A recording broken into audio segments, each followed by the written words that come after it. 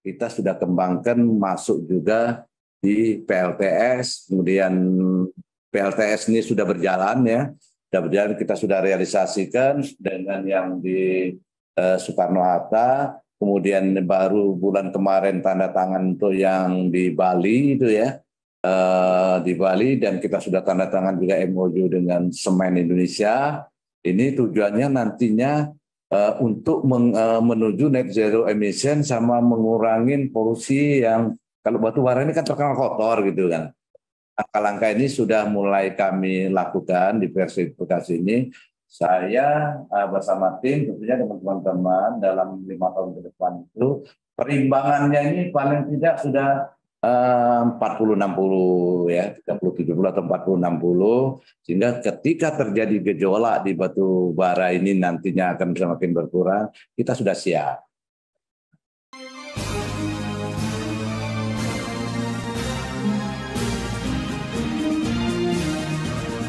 Universitas Indonesia, universitas kami, ibu kota negara, pusat ilmu budaya bangsa, kami mahasiswa, pengabdi.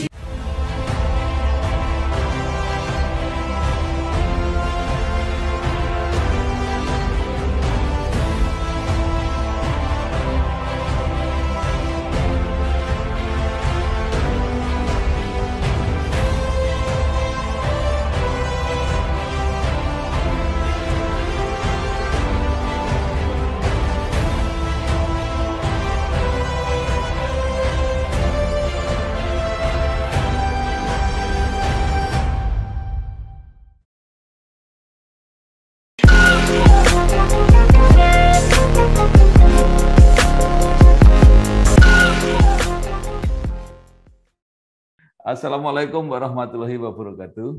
Waalaikumsalam warahmatullahi wabarakatuh.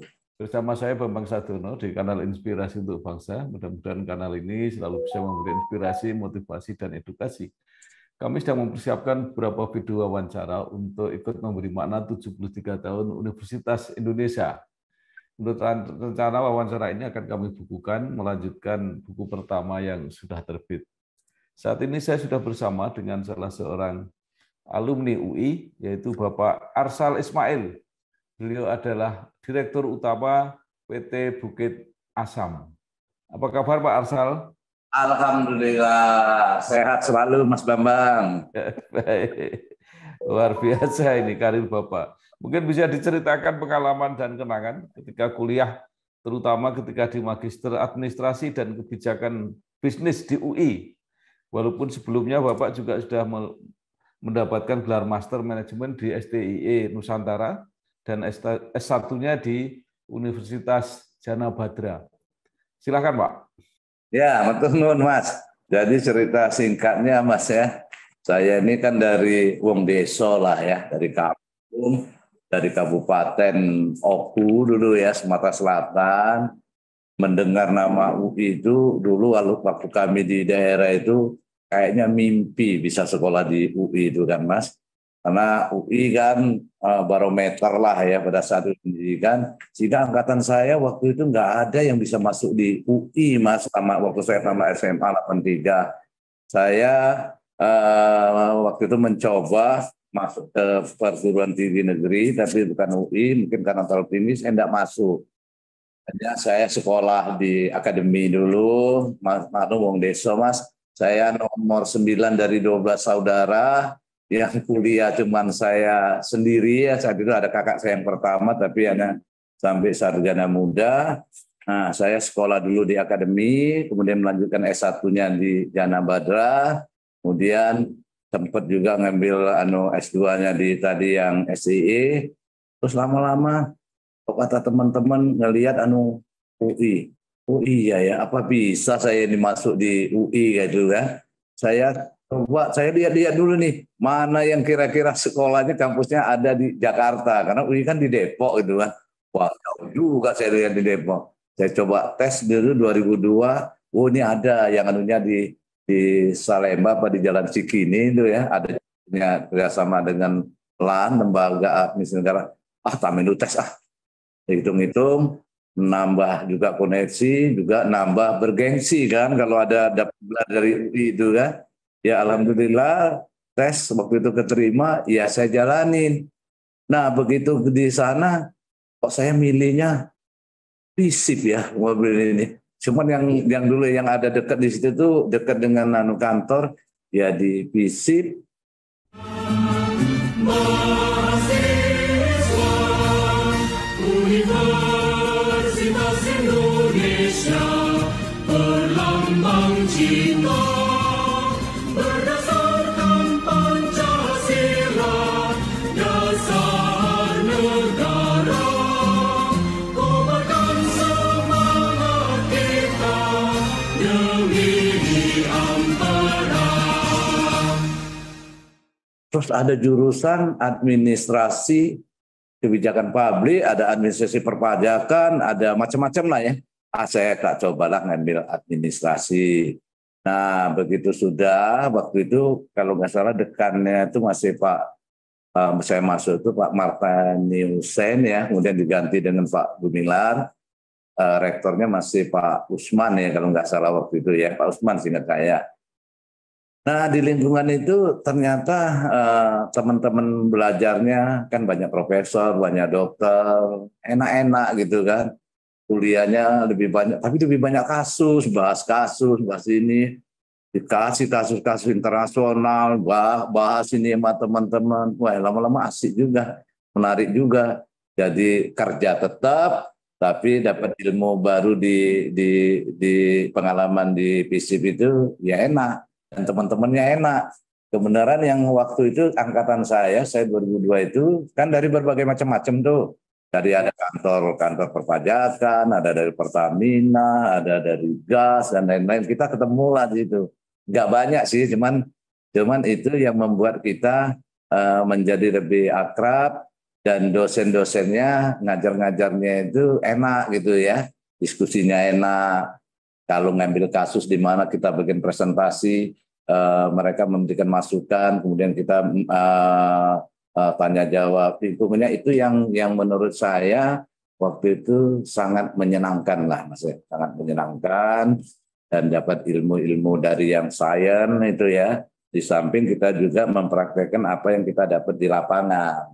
Nah, itu presentasinya nyambung gitu, Mas. Meskipun di FISIP, saya kan nggak ngerti FISIP. Tapi enjoy lah pada saat itu, Mas.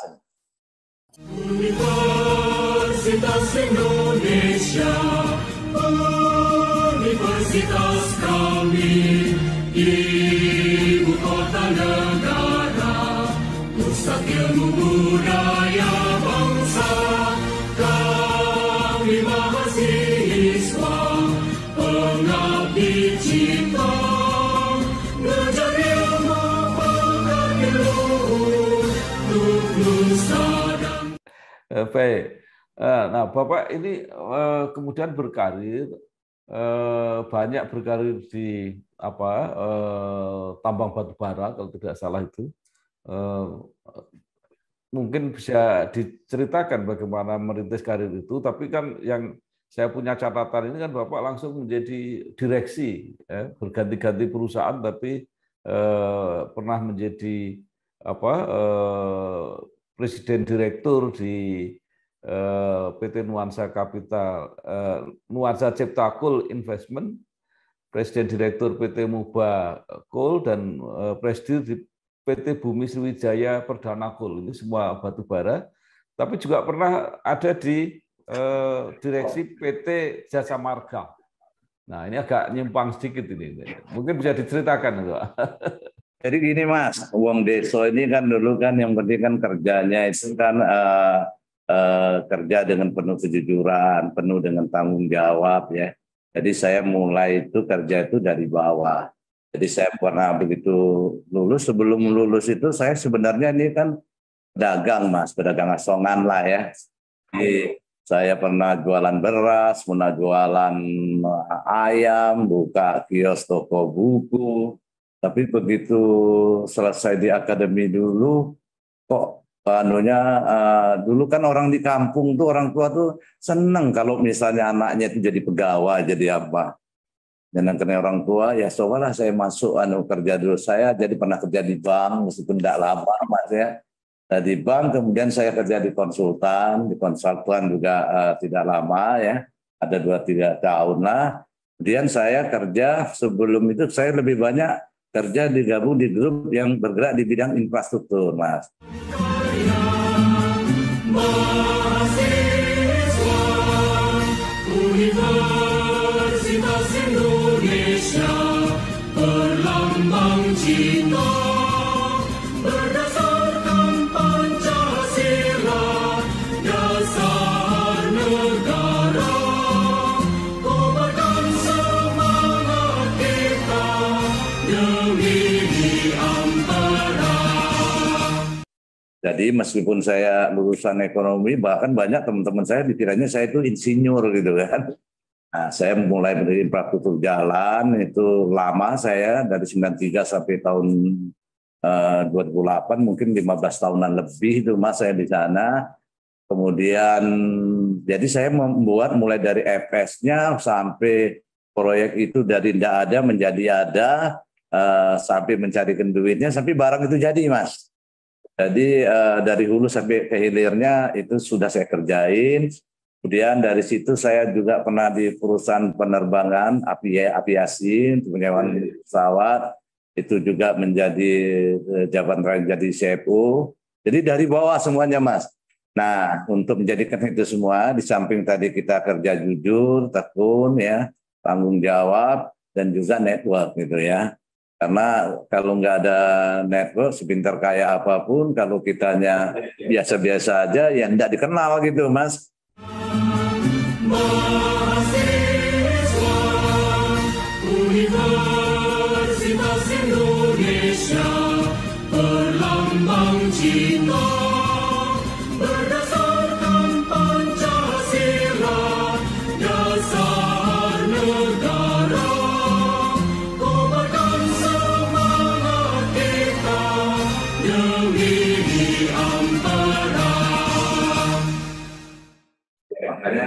Saya aktif juga di asosiasi, karena kalau di perusahaan swasta itu, kalau nanti pemegang sahamnya ganti, mereka ganti, biasanya kan kepengurusannya kan juga diganti. Gitu ya.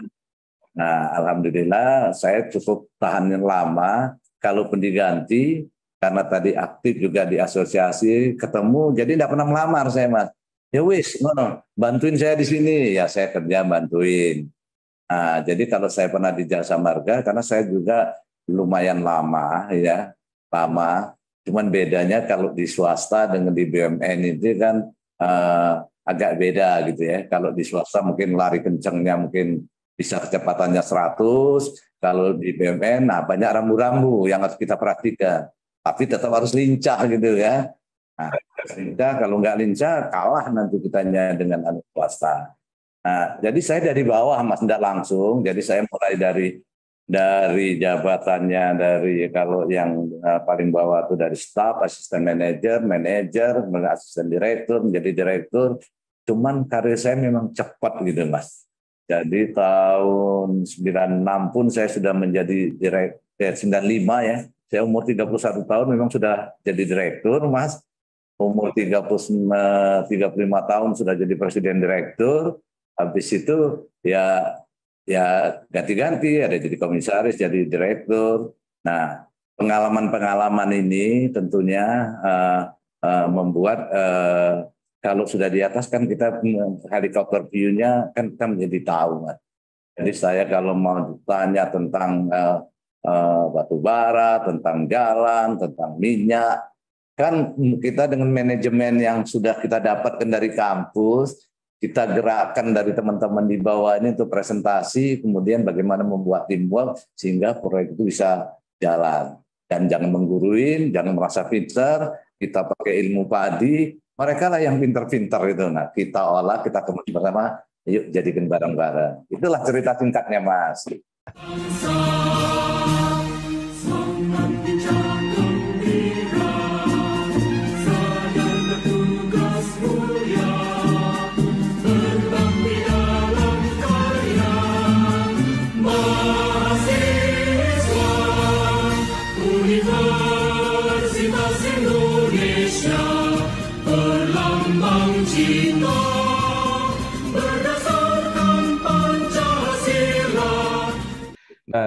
yang luar biasa Bapak ini sudah menekuni batu bara cukup lama. Ya. Mungkin mulai ketika batu bara harganya masih rendah gitu ya, sampai batu bara sekarang membubung sangat tinggi. Apa pengalamannya Pak? Perbedaannya apa? Jadi gini Mas, batu bara itu kan naik turun Mas ya, kayak produksi tergantung pasar. Jadi sebelum saya ini megang di PTBA, saya ini mungkin kalau yang di daerah Sumatera, terutama Sumatera Selatan tuh, satu-satunya pelaku yang sampai sekarang itu perusahaannya masih survive, yang melakukan penambangan batu bara yang kalori rendah. Kalori rendah itu kalorinya sekitar 3.000 sampai dengan 3.400. Jadi saya mulai masuk 2012-an, harga batu bara masih belum apa-apa. Mereka main di gar yang tinggi, gar 6.000 up, saya sudah main di gar 3.000-an. Jadi sangat jauh gitu kan, sangat jauh. Tapi saya bisa melakukan ekspor pada saat itu ya. Sampai sekarang itu perusahaannya masih berjalan dengan baik. Nah itu kan teman-teman melihat di mana ya tekniknya memang ada teknik akademi, tapi ada juga yang non akademis yang harus kita lakukan. Saya bisa negosiasi dengan orang India, bisa negosiasi dengan orang China. Batu ini bagaimana menjadi bisa diambil oleh mereka. Nah negosiasi ini dilakukan dengan ketat, tidak mudah karena saya lebih banyak ditolaknya karena kalorinya rendah banget gitu ya. Nah, fluktuasi saya juga kemudian dikasih juga untuk menjalani yang di Kalimantan. Kalimantan garnya lumayan tinggi, 5.000, agak enak jualannya. Kombinasi, jadi saya pegang yang tinggi, pegang juga yang rendah, semuanya bisa berjalan dengan baik. Alhamdulillah, Mas. Saya bisa mengoptimalkan kegiatan tambang dan bisa memberikan manfaat atau dividen kepada pemegang saham. Modal yang mereka sudah keluarkan itu bisa kembali pada saat waktu saya memimpin sudah dikembalikan lah. Artinya keuntungan itu ada. Nah, memang pada saat batu baranya itu lagi turun, nah ini gimana cara itu ngadepinnya, Mas? Itu tidak gampang.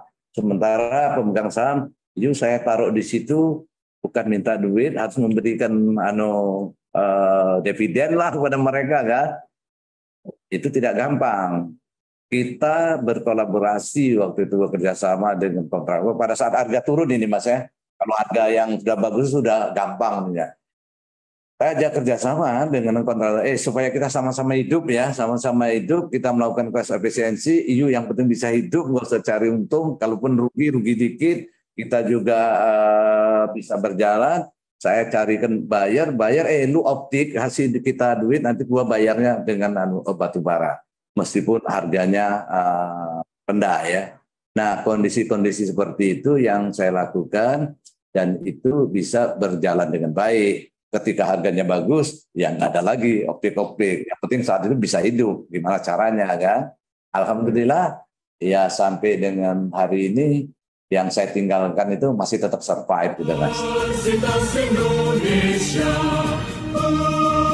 universitas kami. Ibu kota negara, pusat ilmu budaya bangsa, kami mahasiswa, pengabdi cipta, ngejar ilmu pengabdi luhur, untuk nusa dan bangsa. Iya. Sekarang Pak Arsal berada di perusahaan yang cadangannya besar. Jadi kualitas kalorinya bagus, harga internasionalnya bagus. Nah, sekarang apa yang dilakukan untuk mengantisipasi masa depan yang mungkin harganya tidak akan selalu seperti sekarang? PTBA ini kan salah satu mungkin BUMN satu-satunya yang fokus bisnisnya di batu bara. Kita punya cadangan yang sumber daya itu sekitar 8 miliaran, kemudian yang mineable itu sekitar 3 miliaran. Nah, kita ini tadinya bisnisnya itu adalah bisnis as usual ya. Artinya ya kita nambang, kemudian jual. Kalau harganya bagus berarti kita bisa menikmatin, harganya turun kita susah, belum lagi kita harus memenuhi kewajiban kepada DMO, khususnya kepada PLN. Nah kalau cuman begini aja kita akan ketinggalan gitu kan. Sementara swasta-swasta yang lain sudah jauh melompatnya lebih jauh. Nah, saya dengan teman-teman kita bedah dulu nih apa sih yang ini saya bikin overview-nya sudah ada sebenarnya kan. Kemudian saya bikin bagaimana kita membuat plan-nya nanti yang lebih bagus, do-nya, check-nya dan action-nya. Dan corporate government-nya tetap jalan. Kewajiban-kewajiban yang ditugaskan pemerintah melalui PLN kita jauh di atas swasta. Swasta itu maksimum cuma 25%, kita bahkan separuh.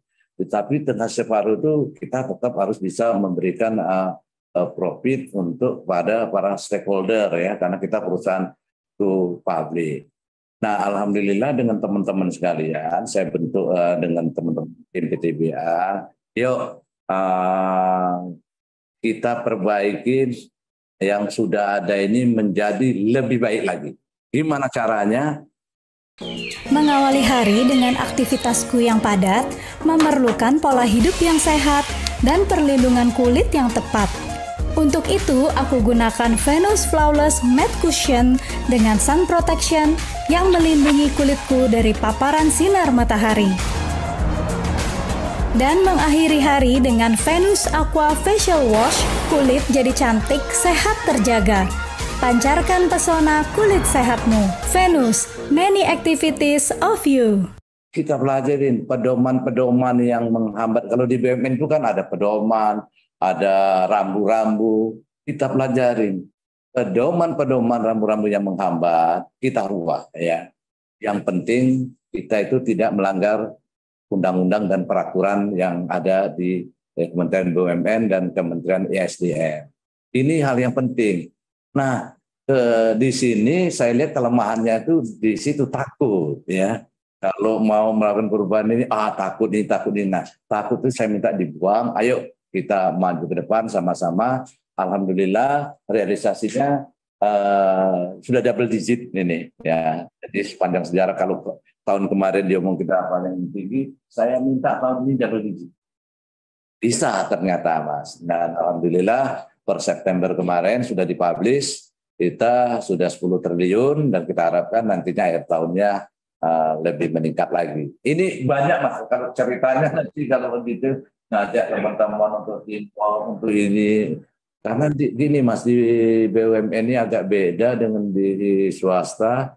Kita samping aturan tadi, kita contohnya aja kayak auditor itu kan, kita di samping ada auditor independen, kan ada lagi nanti kita audit oleh BPK nih. Nah, yang gini bagaimana semuanya aturan kita penuhi, kita tidak ketinggalan dengan pihak swasta. Ada kita rantai pasoknya ini, supply chain-nya, ekosistemnya harus menyatu. Nah ini masih ada yang bolong. Ini masih saya perbaikin, mudah-mudahan di 2-3 tahun lagi saya bersama teman-teman nggak mau lagi kita kalah dengan swasta lah gitu ya. Paling nggak 2-3 tahun ke depan lompatannya harus tidak linear tapi kuadran apa itulah Mas. Kira-kira gitu Mas.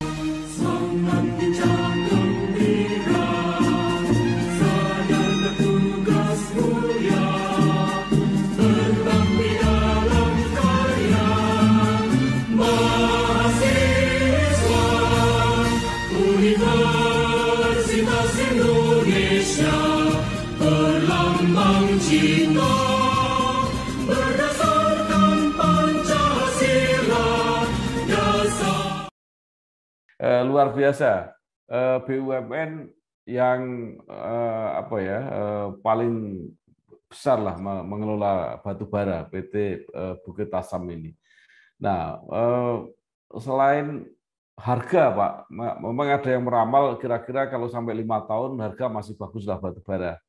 Nah, tapi kalau ke depannya nanti antisipasinya seperti apa juga dikaitkan dengan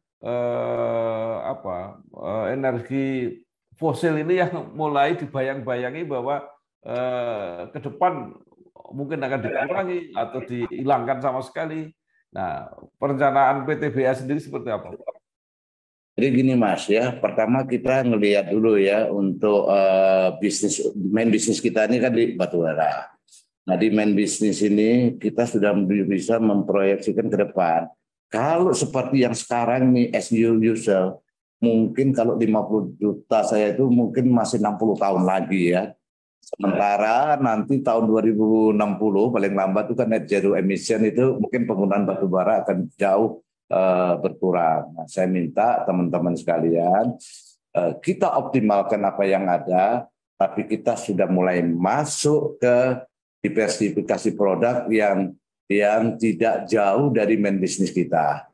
Jadi yang tadinya kita main di batubara, kita sudah kembangkan masuk juga di PLTS, kemudian PLTS ini sudah berjalan ya, kita sudah realisasikan dengan yang di Soekarno-Hatta, kemudian baru bulan kemarin tanda tangan untuk yang di Bali itu ya, di Bali, dan kita sudah tanda tangan juga MOU dengan Semen Indonesia.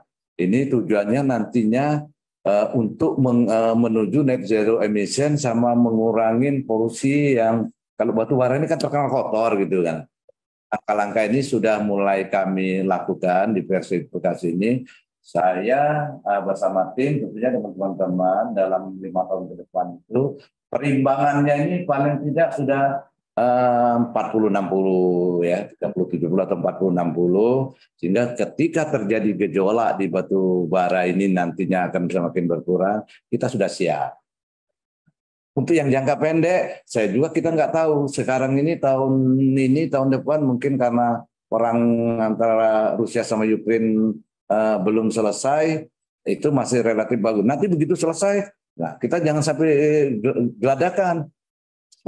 Cost efisiensi harus kita perhatikan, di mana kita bisa efisiensi, di mana pada saat harga naik kita cadangannya tidak berkurang. Jadi begitu harga turun kita harus ngapain? Ini harus kita semua sudah saya siapin Mas. Makanya tadi kita ada yang namanya plan, do, check, and action kan. Kita bicara how, why, what, itu terus mau ngapain. Pokoknya PTBA tidak boleh mati gitu kan. Selagi dunia ini masih hidup, PTBA tetap harus hidup dan terbang. Itu saya anuin dengan teman-teman Mas. Mahasiswa Universitas Indonesia berlambang cinta.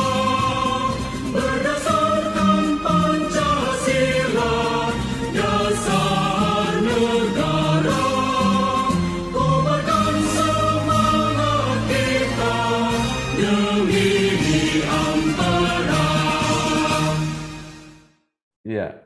Nah, katanya PTBA juga mengembangkan bioenergi, Pak, sambil untuk memulihkan lahan-lahan yang sudah selesai ditambang. Nah, bioenergi itu kami sudah jalan, Mas ya. Jadi biosolar lah ya. Jadi gunakan yang sawit itu. Tadinya kami kan menggunakan fuel yang solar itu, sekarang sudah pakai yang B20. Sudah berapa persen ya, sudah ada 10-20%.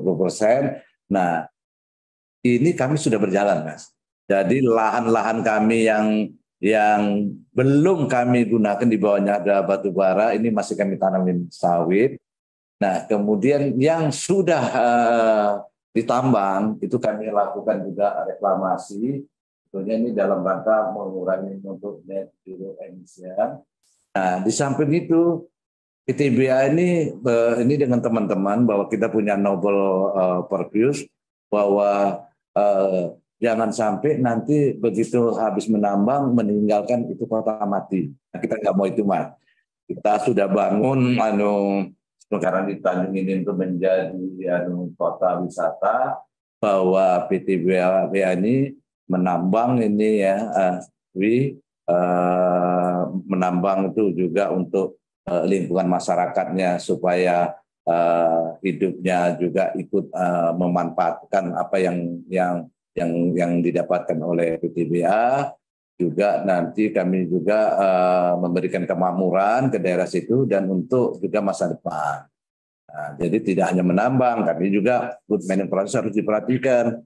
Ini sudah berjalan, Mas. Jadi balik lagi ke Bayu itu kami sudah jalan.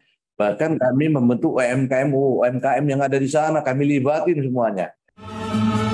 Mahasiswa Universitas Indonesia berlambang cinta berdasarkan Pancasila, dasar negara, kobarkan semangat kita demi diantara. Apakah karena itu maka Bapak mendapat penghargaan The Global Emerging Leader Awards 2022 dan kategorinya adalah pemulihan lingkungan industri pertambangan. Nah, itu salah satunya, Mas. Jadi yang kita lakukan, kebenaran waktu itu dinilai apa ya? Saya juga tidak berpikir akan dinilai waktu itu ya. Kita lakukan karena ini dokumen yang praktis juga kewajiban kita dan dilakukannya ini harus dengan yang benar gitu kan. Bahwa alam itu tidak boleh rusak, harus kita optimalin. Makanya kami itu di sana itu lingkungan CSR-nya itu kami kembangkan yang sudah direklamasi itu dengan banyak banget pohon-pohon yang ada di sana ya. Kalau yang di Lampung, yang di pelabuhannya itu kami tanemin untuk yang pohon kayak pohon bambu itu, Mas. Itu kerjasama dengan UMKM itu, bambunya itu nanti bisa untuk bahan tusuk sate. Ya, kalau makan-makan sate, nah, bambunya kan sebagian kita impor. Nah, ini mulai kita kembangin. Kemudian kita juga ada lagi namanya di sana kita kembangkan kayak teh rosella ya. Kita libatin masyarakat di sana. Nah, itu kita kita develop. Kemudian ada lagi lingkungan di sana yang mereka dulu ada turun temurun mengenai batik, kita ikut kembangkan. Kemudian juga kota itu kita jadikan menjadi kota wisata. Kita bikin museum, bikin apa. Nah, mereka melihatnya ke sana. Waktu itu waktu penilaian apa-apa yang sudah dilakukan, ya kita ceritain semua. Dan itu saya kawal bersama dengan tim bahwa ini jangan hanya di atas kertas, tapi ini harus jadi dan kita anggarkan, kita masukkan di dalam RKP dan disetujui oleh Kementerian BUMN dan alhamdulillah akhirnya mendapat award juga waktu itu di global itu.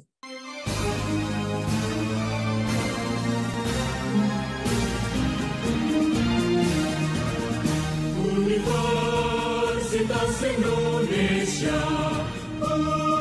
universitas kami, ibu kota negara, pusat ilmu budaya bangsa, kami mahasiswa, pengabdi. Ya, Bapak juga mendapat anugerah BUMN 2022 untuk bidang layanan dan operasi sebagai CEO BUMN. Kalau ini apa, Pak? Bisa diceritakan? Itu waktu itu siapa itu? Kalau nggak salah Pak Ampan Yapin ya, itu ya menjalankan apa yang kita menjadi. Kebenaran kan kita melakukan penambangan ini saya minta semuanya dilakukan dengan integrated dan kita tidak boleh ketinggalan dengan digitalisasi, Mas. Jadi kita bikin itu teman-teman, saya pacu, namanya kalau di tempat kita tuh CCA ya. CCA itu singkatan dari Central Informasi System and Advertise yang dilakukan oleh teman-teman. Nah, kita bikin sendiri itu, Mas. Itu saya backup tuh teman-teman jalanin bahkan dipatenin. Jadi dengan digitalisasi itu banyak yang bisa kita lihat, kita lakukan. Jadi semua kegiatan penambangan, mulai perjalanan angkutannya, kereta api, ada mandeknya di sana, itu ada semua kita bikin dashboard. Jadi dari HP pun kita bisa lihat. Nah, ini mungkin ya saya nggak tahu di penambangan yang lain dilihat kok PTBA sudah semajunya gitu ya, karena kita mau 0.4 itu kan tidak mau 4.0 itu kan tidak boleh ketinggalan. Digitalnya kalau kita ketinggalan mati kita. Nah, dengan digitalisasi itu juga banyak Mas penghematan yang didapatkan. Nah, cerita-cerita ini dilihat juga implementasinya, kemudian dilihat juga yang lain-lainnya, prosedurnya gimana kita ceritain, dan itu menjadi salah satu bentuk penghargaan lah yang diberikan oleh BUMN CEO ya waktu itu ya. Aku Cipto, CEO.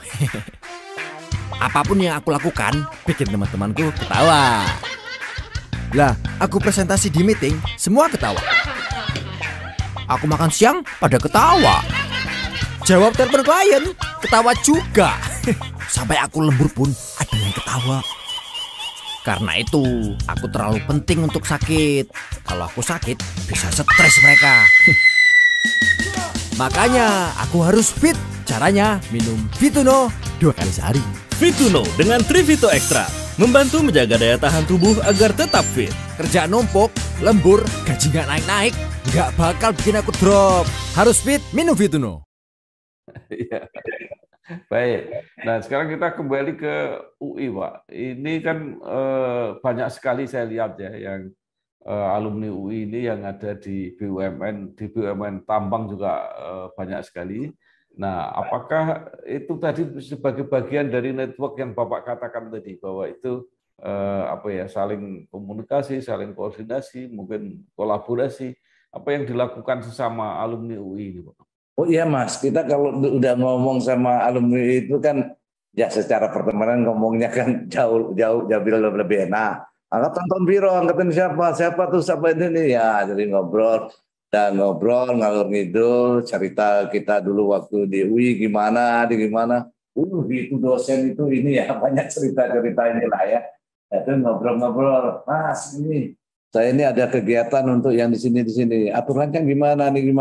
Jadi diskusinya itu lebih nyambung, lebih networknya kulonwunnya lebih enak gitu ya.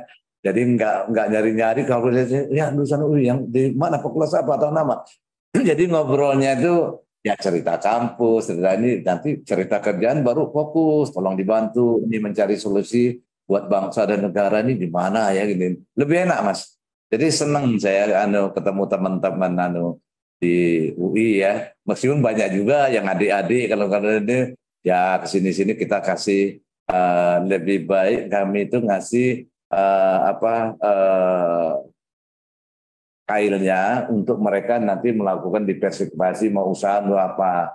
Kebenaran kalau kita ini berjalan di profesional. Ini teman-teman UI kan banyak yang bergerak di Mas tidak mau jadi pegawai itu kan.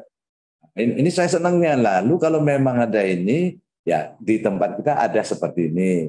Lu bisa masuk di mana, ikutin prosedurnya. Paling tidak mereka sudah dapat informasi dulu kan secara umum. Enak gitu Mas.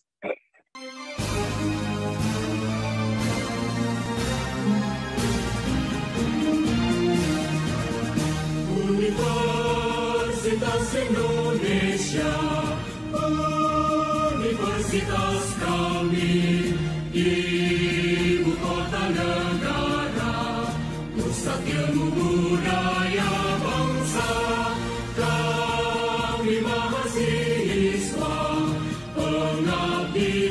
Baik, sekarang terakhir Pak Arsal, setelah Bapak malang melintang di dunia bisnis seperti ini ya, apa yang ingin Bapak sarankan atau Bapak harapkan pada alma mater ya, pada lembaga UI, kepada alumninya terutama yang baru dan mereka yang masih belajar sekarang, apa yang ingin Bapak mungkin sampaikan untuk memperbaiki sistem yang selama ini ada? Baik Mas. Kalau untuk adik-adik yang masih di UI, ya tentunya harusnya berbanggalah karena Anda menjadi bagian daripada sivitas akademika dari UI ya. Karena UI ini punya sangat prestis, tapi belajarlah terus karena dengan menambah ilmu tentunya nanti adik-adik itu akan menjadi lebih tahu. Dan jangan lupa tetap selalu berkomunikasi dengan kita-kita yang senior, siapa tahu nanti ada manfaatnya tentunya ya. Nah, untuk lingkungan akademikanya sendiri, ya kami senang mendengarnya UI itu selalu menyesuaikan dengan situasi dan kondisi, jadi tidak textbook, tapi lebih banyak juga di dalam praktek-prakteknya. Itu kami senang mendengarnya, mudah-mudahan itu terus ditingkatkan penelitian-penelitiannya, bisa juga bekerja sama dengan kami, karena kami juga tetap banyak memanfaatkan untuk yang penelitian-penelitian itu dengan teman-teman dari universitas ya. Nah, buat teman-teman sesama alumni, tentunya jangan lupa bahwa kita ini bagian daripada alma mater. Baik gurunya alma mater ini, tentunya kita juga memberikan kontribusi. Kalau kita baik, jabatannya baik, tentunya teman-teman UI juga akan melihat kita juga ikut senang, dan juga sebaliknya jika ada hal-hal yang perlu kita bantu di teman-teman, yuk kita gotong royong membuat UI ini kalau bisa menjadi universitas top 10 di dunia gitu kan, harap gitu Mas. Luar biasa sekali, terima kasih Pak Arsal Ismail, Direktur Utama PT Bukit Asam, atas segala apa yang sudah disampaikan. Mudah-mudahan ini menambah, memperluas wawasan kita, memberi motivasi dan inspirasi kepada teman-teman yang lebih muda. Sekali lagi terima kasih, sukses terus Pak Arsal. Terima kasih Mas Bambang. Ya, salam buat semuanya ya. Waalaikumsalam warahmatullahi wabarakatuh. Selamat pagi para pembaca yang budiman dimanapun berada di bumi pertiwi ini. Saya baru saja menerima kiriman buku dari Mas Bambang Sadono selaku penyunting. Buku dalam rangka 72 tahun Disnatalis Universitas Indonesia. Tulisan dan pengalaman hasil wawancara Mas Bambang terhadap 72 alumni Universitas Indonesia. Bicara tentang koneksi, kreasi, inovasi, dan kolaborasi. Yang pasti di dalamnya penuh dengan kisah inspiratif. Kisah sukses para pembelajar, dari bankir, politisi, hingga tokoh ekonomi. Luar biasa.